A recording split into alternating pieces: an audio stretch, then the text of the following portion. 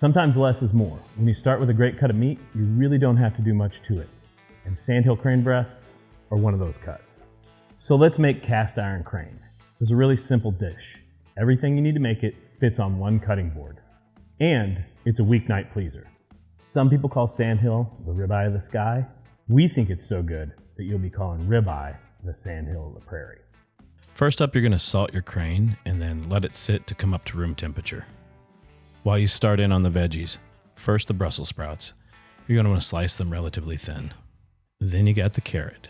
Go ahead and peel that bad boy and chop it up into discs.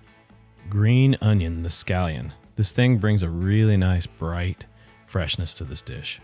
Then we pull our herbs, thyme, oregano, rosemary. Give them a little choppy chop and then move on to the tomatoes.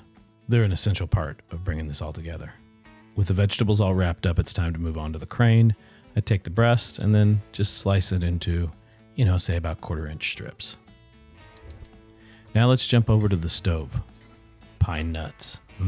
Pignon. I love them. Let's toast these things up and give it a beautiful nutty flavor.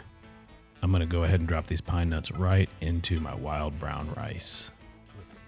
A little knock of duck fat, and then the carrots and the Brussels.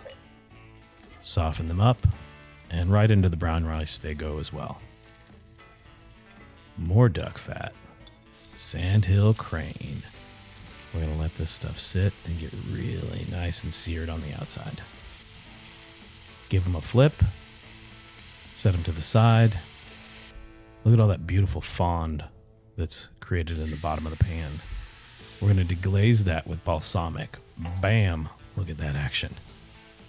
Then tomatoes, you're going to let them roll until they get nice and soft, and then drop the scallions in.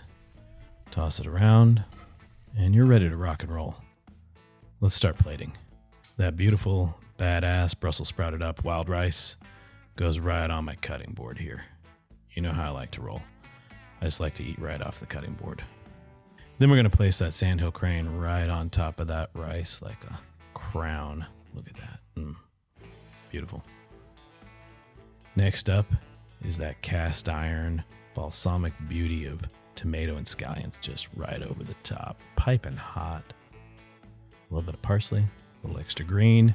I love that fresh, uncooked, just parsley flavor that you get. This cast iron crane it's money. I'm telling you, it's a fantastic dish.